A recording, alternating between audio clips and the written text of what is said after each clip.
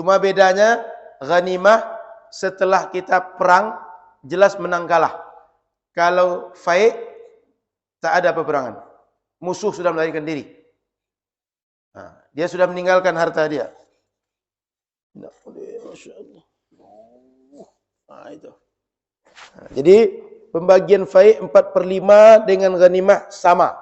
1/5 untuk 5 kelompok, 4/5 untuk orang yang perang dan maslahat umat Islam.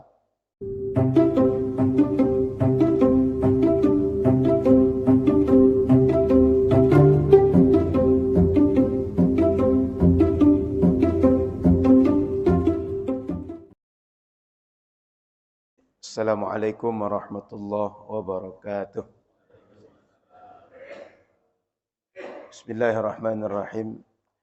Alhamdulillahi rabbil alamin. Allahumma salli ala sayyidina Muhammadin wa ala alihi wa ashabihi wa man tabi'ahum bi ihsan ila yaumiddin. Asyhadu an la ilaha illallah wa asyhadu anna Muhammadan abduhu wa rasuluh sallallahu alaihi wasallam.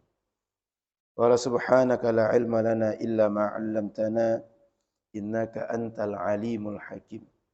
Wa qala rabbi shrah li sadri wa yassir li amri wahlul 'uqdatam min lisani yafqahu qawli. Alhamdulillah, Bapak Ibu yang dirahmati Allah Subhanahu wa taala, kita bersyukur pagi ini kita bangun kembali, bisa buka mata, bisa hadir pengajian dan berfungsi semua indera yang ada di badan kita sehingga bisa beraktivitas seperti hari-hari kemarin. Mudah-mudahan segala nikmat yang Allah berikan, nikmat yang bisa kita syukuri, membuat kita semakin dekat pada Allah Subhanahu wa taala. Amin ya rabbal alamin. Salawat teriring salam dari Rasulullah sallallahu alaihi wasallam. Mudah-mudahan kita semua di akhirat berkumpul dengan Nabi Muhammad sallallahu alaihi wasallam. Amin ya rabbal alamin. Baik, pagi ini kita lanjutkan kajian fikih. Kajian fikih ya. Lanjutkan. Ya. Masalah salaf, Ustaz. Ahkam salaf. Sudah selesai tentang ini. Jihad. Salaf atau ghanimah? Ghanimah. Salaf sudah dibahas. Wa man qatala qutilan a'ta salabahu. Belum. Yang sebelum bab ghanimah itu, Ustaz. Bismillahirrahmanirrahim. Ketika perang ada beberapa efek dari perang itu. Di antara efeknya adalah orang-orang yang terlibat perang bisa jadi tawanan, harta yang dibawa oleh para pasukan perang itu menjadi rampasan bagi orang yang menang. Maka setidaknya ada pembagian harta itu namanya ghanimah, ada namanya faid, ada namanya salab. Saya mulai dari yang tengah. Faid ini adalah kalau kita sudah berhadapan di medan perang, tapi lawan rupanya lari, logistik ditinggalkan. Maka harta yang didapat dengan kemenangan tanpa perang tadi, itu namanya faid. Saya ulang, orang berperang itu, dia berangkat kepada satu titik biasanya. Anggap kita berperang dengan Belanda, posisinya di Siak. Siaknya di mana? Katakan di Perawang. Kita berangkat ke sana, pasukan Belanda akan berangkat di posisi titik kita akan bertemu dalam perang. Ketika orang perang, dia akan bawa logistik, baik yang ada di badan dia, makanan, senjata, amunisi dan seterusnya.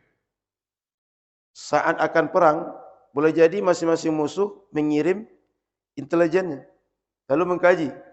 Ini keadaan kita seperti ini, kekuatan kita seperti ini, lawan seperti itu. Kalau kita lawan, kita mungkin menang, kita mungkin kalah, atau mungkin seri, dan berbagai pertimbangan-pertimbangan setelah melihat bagaimana keadaan orang yang dihadapi. maka boleh saja belum jadi perang, sudah meninggalkan medan. Maka harta yang mereka bawa tadi mereka tinggalkan. Sebab kalau mereka bawa harta juga, enggak akan secepat mereka lari tempat membawa harta. Maka harta yang ditinggalkan tadi menjadi hak, akan diambil oleh orang yang maju di medan perang. Nama harta itu fai'. Al-fai'u. Kemudian ada lagi yang kedua, salab. Musuh dalam perang, dia punya baju perang. Baju perang itu biasanya mahal. Dan boleh jadi di badan dia memakai benda-benda yang berharga. Boleh jadi dia pakai berlian atau cincin-cincin sangat mahal, atau dia pakai gigi-gigi emas dan memakai berbagai hal di badan dia mahal. Kan sangat masuk akal. Kayak orang sekarang pakai tas kecil tapi branded, harganya puluhan juta. Orang perang itu dia membawa berbagai aksesoris di badan dia. Rupanya ketika perang dia mati, maka orang yang membunuh dia dilucuti semua senjata dia, semua barang dia, semua kekayaan dia. Itu apabila diambil oleh orang yang menang namanya salab. Tapi ini terbatas pada yang di badan orang yang dilumpuhkan tadi. Bukan logistik keseluruhan. Saya ulang, pasukan perang itu masing-masing dia punya logistik. Baik pakaian di badan dia, makanan dia, perhiasan dia, apa saja yang ada di badan dia. Bila dia terbunuh, pasukan yang menang membunuh dia itu berhak mengambil apa yang ada di badan dia. Benda-benda yang diambil ini namanya salab. Saya ulang, benda tadi salab. Tapi ketika pasukan menang, dia punya logistik, semua kekayaan yang ditinggalkan oleh pasukan yang kalah tadi, ini disebut dengan ghanimah. Kalau salab, harta pribadi orang yang ditundukkan, dilumpuhkan. Kalau ghanimah, harta pasukan keseluruhan. Pengkajian kita berada pada poin yang ketiga ini, salab ini. Baru setelah itu, ghanimah. Wa man qatala qatilan u'tiya salabuh. Betul Ustaz? Wa tuqsamul ghanimatu ba'da dhalika ala khamsati akhmas.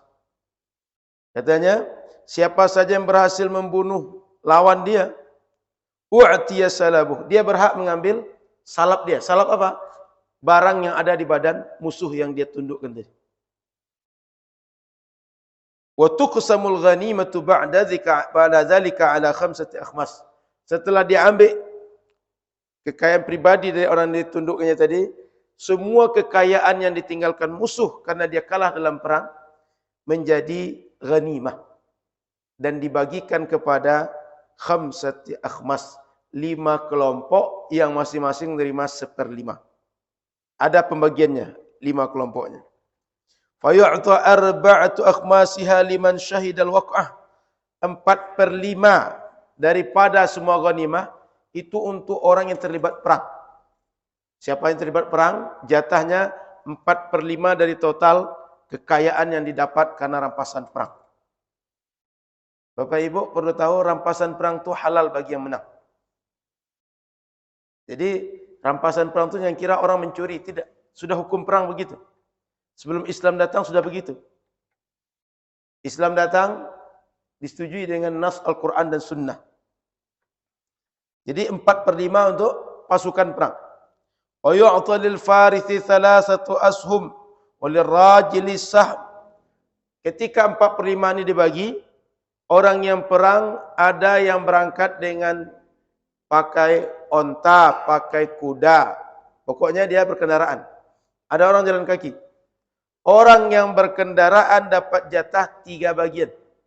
Orang jalan kaki dapat 1 bagian saja. Artinya jika barang itu ada 5 bagian, 3 dari 5 itu jatahnya untuk orang yang berkendaraan. 1 dari 5 untuk orang jalan kaki. Karena orang berkendaraan, dia butuh biaya lebih banyak dibanding jalan kaki. Kuda itu Bapak Ibu, kalau bahasa orang kampung kami, belinya murah, tapi kasih makan tiap hari mahal. Sehingga dulu di zaman HP baru muncul, orang kampung kami bercanda, tidak punya HP. Beli kudo itu murah, tapi bagi makan kudo mahal. Beli HP itu 1 juta 2 juta mungkin dapat. tapi ngisi pulsa tiap hari, ngisi data tiap hari. Kira-kira begitu. Belum lagi punya kandang. Orang jalan kaki nggak perlu buat kandang. Untuk siapa kandang dibuat? Tapi orang punya kuda, punya onta, dia butuh kandang, dia butuh kasih makan, dia butuh kasih obat kalau ontanya sakit, kalau kudanya sakit. Dan berbagai hal yang beban untuk biaya itu besar. Tak sama dengan orang jalan kaki. Sudah itu yang kedua, orang yang berangkat dengan kendaraan, yang dia buat bisa lebih banyak dibanding jalan kaki. Maka jatah orang yang berkendaraan lebih banyak dibanding jalan kaki. Wala yushamu illa liman istakmalat fihi khamsu syara'id. Dan tidak mendapat bagian daripada ghanimah orang-orang yang tidak memenuhi 5 syarat berikut. Artinya boleh dapat ghanimah, tapi syarat yang 5 ini mesti dipenuhi. Apa syarat yang 5? Al-Islam. Orang yang perang tadi, dia Muslim. Yang mendapatkan ghanimah tadi. Islam. Yang kedua, buluh. Orang yang sudah balik. Dulu Bapak Ibu, perang itu tak diizinkan oleh Rasul kepada anak-anak yang belum balik. Kalau sudah balik diizinkan. Maka sahabat seperti Abdullah bin Amr bin As, Ibnu Umar, dan sahabat-sahabat yang lain, ketika usia 14, waktu itu terjadi perang Badar, Rasul tak izinkan mereka ikut. Tapi begitu terjadi perang Uhud, usia mereka 15, mereka minta izin, diizinkan Rasul. Karena 15 tahun, anak laki-laki sudah balik. Anak perempuan sudah balik. Maka syarat orang yang boleh ikut perang itu antaranya balik. Sehingga ketika dibagikan ghanimah, orang yang dapat adalah orang Muslim, kemudian balik. Kemudian al-aqlu, berakal. Seorang berakal ni yang bisa terlibat aktif dalam perang. Orang tak berakal, dirinya perlu diselamatkan. Apalagi dia akan ikut perang. Kalau kita bawa orang tak berakal perang, jangan-jangan kerja kita tambah banyak. Menghadapi musuh yang jelas saja, sudah banyak kerja kita. Apalagi menghadapi kawan kita yang tak berakal. Maka itu susahnya punya kawan tak berakal. Sehingga kalau kawan tak berakal, lawan kita cerdik, lawan kita jadi 2. Maka tak heran Bapak Ibu, kadang-kadang kita punya musuh itu musuh dari dalam. Kenapa? Kawan kita tak berakal. Sehingga kadang-kadang kita ada musuh yang jelas, ada musuh yang tak jelas, dan dia memusuhi. Oleh karena itu Bapak Ibu rahmat Allah Subhanahu wa taala, berakal. Wal hurriyah, orang merdeka. Kenapa begitu? Kalau budak, jangankan harta milik dia, dia saja harta yang dimiliki tuan dia. Dia bisa dijual. Kalau dia dikasih harta, dia akan menjadi otomatis milik tuannya. Dia tak bisa miliki. Maka yang mendapat bagian, ada 1 bagian, 3 bagian tadi, yang totalnya 4/5 tadi itu, adalah bagi orang yang merdeka. Maka Muslim, baligh, berakal, merdeka. Yang kelima, az-dzukuriyah, laki-laki. Sebab yang perempuan tak dibawa perang. Mohon maaf, perempuan bukan tabiat dia untuk perang. Sehingga kalau perempuan dibawa perang, tambah banyak keraju.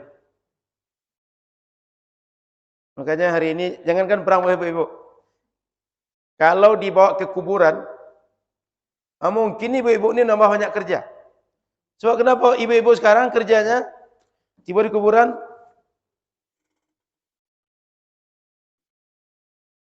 Paham? Yang penting kita dokumentasi. Selfie lah. Foto-foto, pokoknya dokumentasi. Entah marah so mati, orangnya mati, orang tak berfoto itu. Makanya kami kadang canda-canda, foto ndak dibawa mati, tapi ndak berfoto, rasulkan mati. Makanya, mohon maaf, kalau ada Bapak Ibu mendengar bahwa ibu-ibu sebaiknya tak usah ikut ke kuburan. Di antara efeknya itu, ke kuburan, mohon maaf, pakaiannya model rampai barale, gincunya tebal, kemudian parfumnya harum, Sampai di kuburan, kerjanya selfie, foto-foto, video-video. Orang pergi ke kuburan itu biar bisa dapat pelajaran. Mengambil hikmah. Sehingga menangis di kuburan. Ikut enggak? Sibuk dengan itu. Sudah itu sampai di kuburan, yang namanya terdapat kuburan itu sempit. Sebab sekitarnya sudah ada kuburan yang sudah ditanam orang dalamnya. Ya, ibu-ibu ini sibuk pula untuk berada sekitar kuburan. Ini mayat belum datang. Payah-payah lah bapak-bapak ngangkat kuburan, ngangkat mayat nanti angkat keranda. Ya, ibu-ibu ini dah penuh pula sekitar itu. Akan dipindah, diangkat tanah untuk menutup kuburan. Ibu-ibu isinya. Disuruh pakai skop, enggak lah. Mereka, jangan kami lagi gitu. Tak kuat kami lagi. Iya, Bu. Bisa kalau di kuburan itu ngambil skop, Bu. Skop, timbun kuburan tadi. Atau ambil canggul. Tidak pula bisa. Sehingga hal-hal yang non-teknis banyak ribet gara-gara ibu-ibu memenuhi kuburan. Maka disitulah muncul sebaiknya perempuan tak usah ikut ke kuburan. Kalau ditanya secara hukum fikih, boleh tidak perempuan ke kuburan? Boleh. Tapi tidak dianjurkan. Saya ulang. Boleh tidak perempuan ikut menguburkan? Boleh. Tapi tidak dianjurkan. Kenapa? Ya itu faktanya. Kira-kira yang mau sampaikan tadi fakta atau tidak, Bu? Iya atau tidak, Bu? Fakta itu tak bisa dibantah.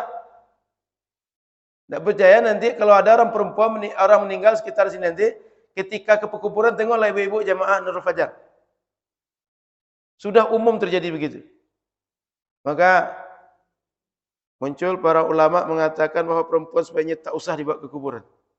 Karena kenyataan begitu. Tapi kalau seandainya sekedar ikut ke kuburan, menjaga adab-adab yang patut bagi perempuan, dia bisa mengambil ibrah, pelajaran dari kematian, sehingga menangis dia setelah itu, bertaubat dia, muncul cinta kepada akhirat, cinta untuk amal nyamalkan dia di akhirat, dibanding jadi sosialita. Sudah itu kerjanya selfie, nongkrong di tempat yang mahal, bawa pakai branded, tas branded segala macam. Itu patutlah perempuan yang ambil iktibar itu dibawa ke kuburan. Ini yang terjadi banyak sebaliknya. Maka Bapak Ibu yang dirahmati Allah Subhanahu wa taala, perang itu laki-laki. Dan kalau terjadi ghanimah, yang mendapat siapa? Laki-laki. Sebab laki-laki yang memang susah dan berjuang, bahkan bisa mati di medan perang itu. Tak tabiat laki perempuan untuk perang, Ibu. Bagaimanapun perempuan memaksakan diri bukan tabiat dia. Sudah begitu Allah ciptakan manusia ini.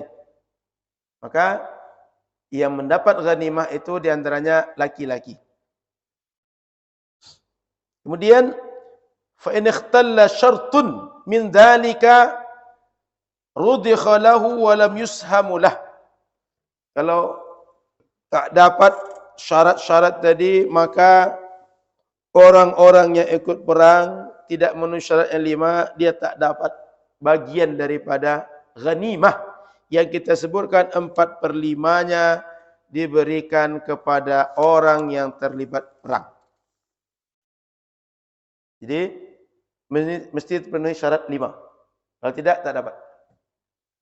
Wa yuqsamul khumusu ala 5 ashum. Tadi 4/5 untuk pasukan perang. 1/5 ke mana? Tadi ada ghanimah.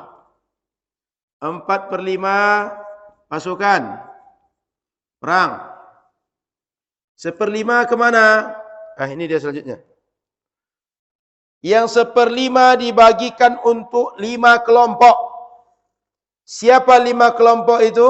Sahmun li Rasulillah sallallahu alaihi wasallam.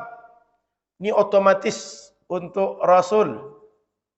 Setelah Rasul meninggal, untuk maslahat umat Islam. Semasa Rasul hidup, untuk Rasul. Jadi kalau ada ghanimah, otomatis 1/5-nya untuk Rasul. Kenapa untuk Rasul?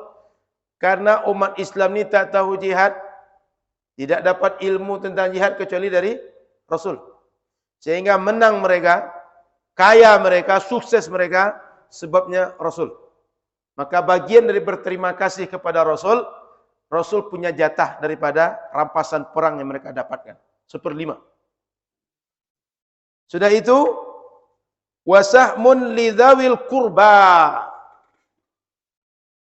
Bagian untuk keluarga Rasul. Yang 1/5 itu, 1, 2. Ada Rasul, ada keluarga Rasul, Ahlul Bait. Sudah itu, selanjutnya Banu Hashim, wahum Banu Hashim wa Banul Muttalib. Yang dimaksud dengan keluarga Rasul Ahlul Bait itu keturunan Bani Hashim dan Bani Muttalib, 2 itu saja. Sebab nanti ada Bani Abdi Manaf, ada Bani Abdi Syam. Dari antara 4 kabilah yang menjadi klan keluarga Rasul, hanya 2 yang dapat, Bani Abdul Muttalib dan Bani Hashim. Sehingga keturunan itu yang berhak mendapat bagian ghanimah. Bapak Ibu yang dirahmati Allah Subhanahu wa taala, tentang keturunan Rasul, nasab Rasul ini perlu juga kita tahu. Sehingga kita ilmu-ilmu tentang sejarah terkait Rasul kita benar, tak salah. Dan kalau ada hukum Islam terkait dengan keturunan Rasul seperti pembagian zakat, pembagian ghanimah, kita paham kepada siapa kita berikan. Contoh ini. Hanya Banu Hashim, Bani Muttalib. Sama dengan zakat. Zakat juga untuk keluarga Rasul boleh. Tapi keluarga Rasul dimaksudkan Bani Hashim, Bani Muttalib. Selain itu tak boleh. Karena klan keluarga Rasul ada 4 yang besar di masa Rasul hidup. Lanjut. Wasahmun lil yatama. Kelompok ketiga. Anak yatim. Boleh jadi di antara pasukan perang tadi yang meninggal ada anak yatim mereka di rumah. Sehingga anak yatim mereka ada yang mengkafir. Dari mana? Ghanimah. Bapak Ibu, ghanimah ini jangan bayangkan hanya harta 1 juta 2 juta, enggak. Boleh jadi sekali dapat ini triliunan angkanya nih.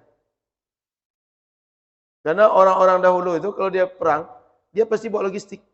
Logistik itu tak sedikit. Orang membayangkan perang itu bisa berbulan-bulan. Dan yang mereka dapat nanti boleh jadi kuda. Kuda itu dapat 1000 ekor. Kuda itu dapat 2000, 3000, 10.000 ekor. Onta boleh jadi dapatnya 5000 ekor. Onta itu kalau kita beli 1 ekor berapa kira-kira? Harga sekarang? Sampai 40, Pak. Sapi sekarang kita sudah hampir 20 juta. Atau kuda lah. Kuda 1 ekor berapa kira-kira? Berapa Pak Imam? Tidak ada kuda. Oh, kau mau lah. Ada yang tahu harga kuda? Berapa kira-kira Pak Irza? Kuda aja. Katakan 30-an. Dapat 100 ekor kali 30, nah banyak uangnya. Maka Bapak Ibu jangan bayangkan ghanimah itu kecil, banyak. Belum lagi musuh-musuh itu pakai baju perang itu. Baju perang itu mahal. Maka Rasul ketika berhutang digadaikannya baju perang. Sebab bernilai. Kan besi baju perang itu. Boleh jadi karena dia membuatnya rumit, harganya sangat mahal. Maka rampasan perang itu nilainya tinggi Bapak Ibu. Dan yang namanya musuh, dia itu non-muslim, bagi mereka emas itu halal. Sehingga jangan-jangan dia ketika berangkat itu, emas di badan dia, baik cincin, gelang, kalung, itu bernilai tinggi. Nah, maka ghanimah ini karena dia besar, nilainya tinggi, perlu hukum sendiri. Kalau 1 juta, 2 juta, nah kan banyak orang ribut. Ini masalahnya bisa triliunan sekali dapat. Bisa miliaran sekali dapat. Kita kan karena tidak tahu sekarang bentuk ghanimah itu macam apa, tak terbayang oleh kita.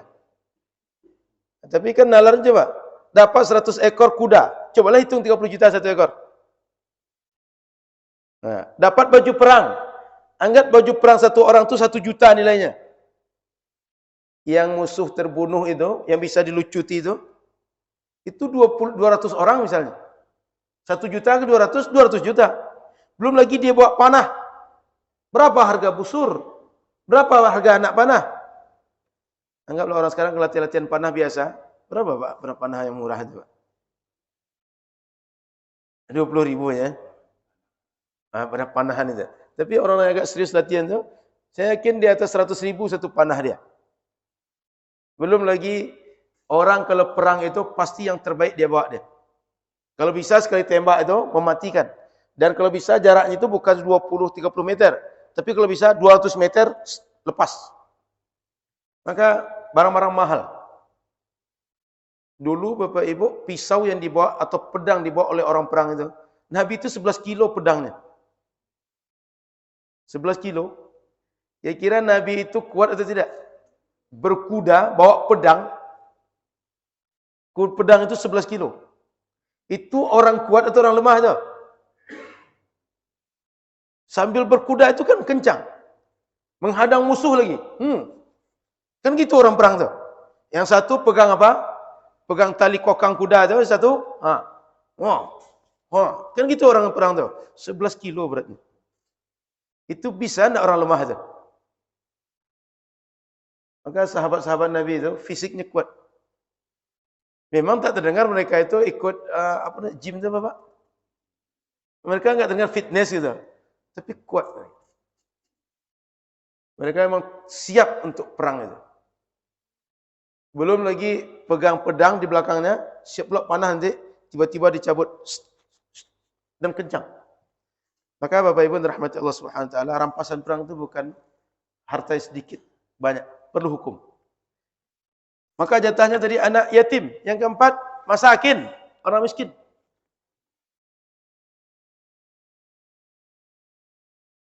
Kalau kita paham ini Bapak Ibu, sejak dulu harta dalam Islam itu selalu digunakan, didistribusikan untuk kelompok-kelompok yang dia minus dalam harta. Sehingga harta itu tak pernah tujuannya untuk bertumpuk pada sekelompok orang atau pada orang-orang tertentu. Tapi selalu harta itu Allah suruh keluarkan zakatnya, keluarkan ghanimahnya, keluarkan sedekahnya, alirkan. Karena memang harta itu Allah kasih kita bukan untuk target kita miliki lalu menikmati harta. Tidak. Harta itu Allah kasih sebagai alat untuk ibadah. Dengan harta kita bisa taat berangkat haji. Dengan harta kita bisa taat bayar zakat. Dengan harta kita bisa taat ikut kurban. Dengan harta kita bisa taat bisa akikah. Katanya, kita bisa akikah tanpa harta. Akikah itu 1 ekor kambing. 2 ekor kambing. Kurban 1 ekor kambing. Berapa kita iuran, Pak? 26,5. Tak punya uang bisa ikut kurban. Jadi Pak, tolong tulis nama saya Pak. Uangnya mana? Tulisnya dulu. Nanti hitung kita sama kita aja lah. Tak bisa. Harus jelas, real. Menteri Agama, saya ikut haji 1. Ya ambillah kuota. Berangkat aja dulu Pak. Nanti kuota-kuota itu Pak. Mana bisa? Tak ada cerita lapor macam itu di sini. Maka harta itu Allah kasih kita. Tujuannya gunakanlah kalau kalian makan, gunakanlah harta beli makanan. Kalau kalian tak bisa menghasilkan, kalian butuh rumah, belilah rumah untuk tempat tinggal kalian. Butuh pakaian, belilah pakaian, tutup aurat kalian. Ada kewajiban haji, berangkatlah haji, gunakan harta kalian. Jadi dari awal Islam dulu, harta rampasan perang kalau dapat itu untuk distribusi. Ada yatim, ada miskin. Bukan untuk ditumpuk oleh orang kaya. Ditumpuk orang kaya. Sudah itu punya siapa?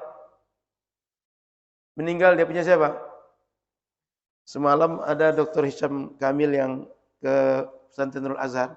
Baru kemarin pagi kami antar ke Sumatera Barat. Dia cerita. Ada orang, dia kerjanya biasa, minta-minta. Orang minta-minta ini kan, mohon maaf, jarang realnya orang miskin betul. Kebanyakan orang berpunya, orang cukup, tapi tidak syukur. Kan pernah mungkin Bapak Ibu dapat berita, kerjanya ngemis, tapi rumahnya mewah. Uangnya banyak. Ini dia meninggal. Ketika meninggal, uang itu di dalam, kayak kita kantong asoy itu, kantong kresek itu, 3 bungkus. Dan dia di atas kasur, karena sendiri di rumah tu, sudah busuk baru orang tahu dia meninggal. Kan dia sendiri, orang dalam otomatis enggak ada yang bisa memberitakan.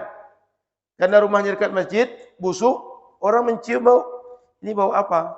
Kok busuk? Muncullah praduga, tengok rumah itu jangan-jangan orang itu meninggal. Dibuka lah rumah tadi. Rupanya orang peminta-minta tadi, dia meninggal seorang diri, 3 kantong uang sedang berada di sisi dia. Kira-kira 3 kantong itu untuk siapa? Tidak untuk dia, mati dia. Terbayang? Dan uang sebanyak itu boleh jadi tiap hari dia minta. Ada yang dapat 2.000 sekali lampu merah. Sekali lagi lampu merah dapat 2.000. Sekali lagi lampu merah dapat 2.000. 1 menit, katakan 20 kali lampu merah itu dapat. 2.000 kali 20, 40.000. Sudah 40.000 itu 1 menit lampu merah baru.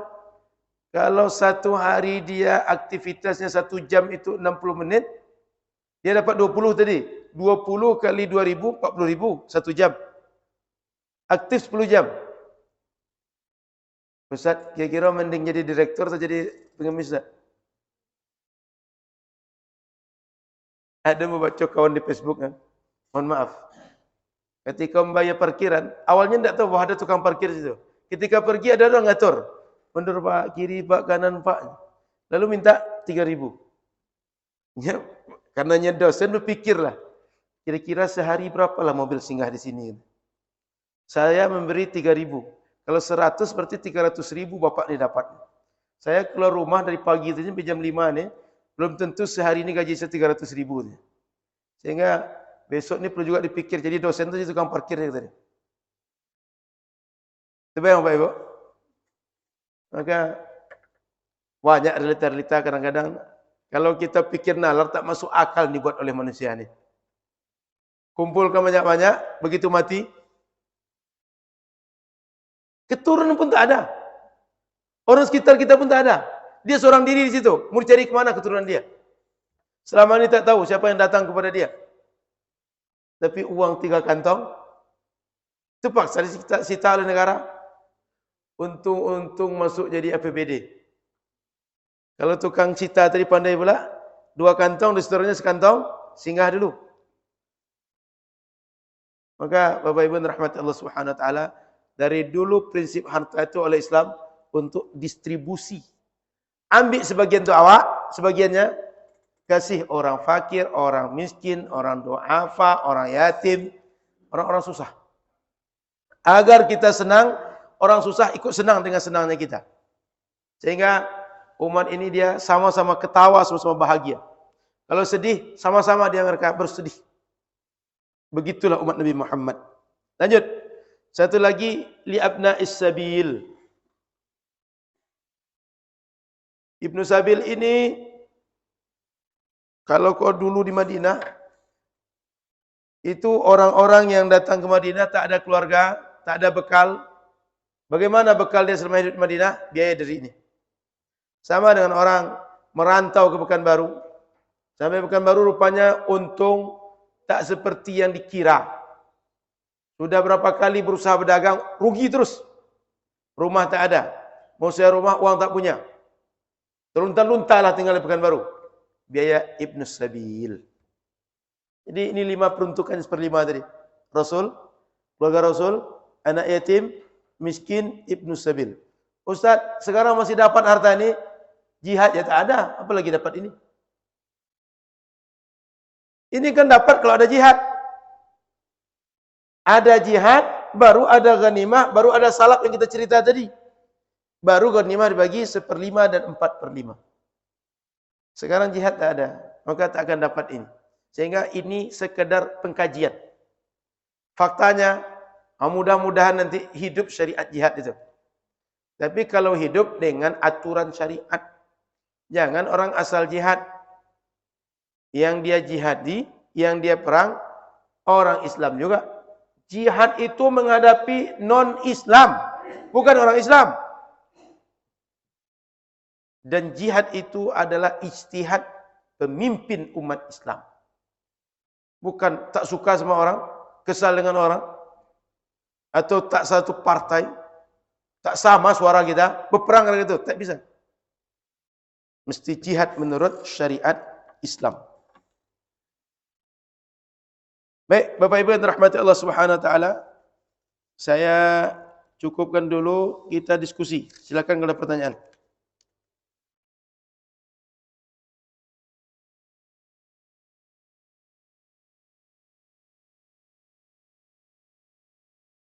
Tak ada? Saya sambung tadi ada fight yang sudah saya singgung tadi.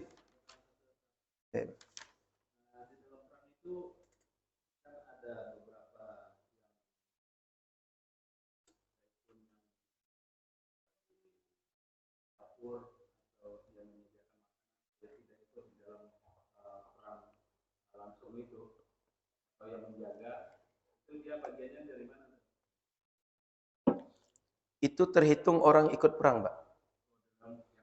Ya.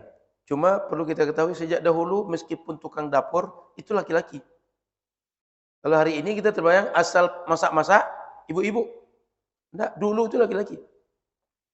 Ibu-ibu ini mohon maaf, memang kerjanya khusus internal. Sehingga tak terdengar oleh kita ada ibu-ibu ikut perang lalu dia menjadi tenaga medis, dia tukang liput berita, dia tukang masak, itu tidak jumpa. Dulu tuh ibu-ibu hanya terbatas internal. Eksternal tuh kerjanya bapak-bapak laki-laki. Begitu, Pak. Jadi semua orang terlibat perang, baik logistik, baik dia sebagai tukang tenaga medis, apa saja, itu laki-laki, Pak. Kita hari ini kan karena tak mendapati masa itu, tak terbayang oleh kita bahwa laki-laki semua terlibat. Sehingganya syarat laki-laki tadi, gimana ibu-ibu yang masak? Itu bayangan kita, karena zaman kita, yang masak itu perempuan. Gitu, Pak. Cukup, Pak. Baik. Masuk pada fight. Wa yuqsamu malul fai'i ala khamsati firaq. Tadi saya sudah jelaskan fai' tadi, harta yang didapat karena musuh mengalah, mendapatkan rampasan tanpa berperang. Sehingga musuh tadi dia meninggalkan harta dia, dan harta tadi jumlahnya banyak. Yusrafu khumusuhu ala man yusrafu alaihi khumusul ghanimah. Dia dibagi 5. Seperlimanya sama. Seperlima ghanimah dengan fai' itu sama. Kemudian 4/5-nya lil muqatilah wa fi masalihil muslimin. 4/5-nya untuk orang yang perang dan maslahat umat Islam. 1/5-nya sama, 4/5-nya sama.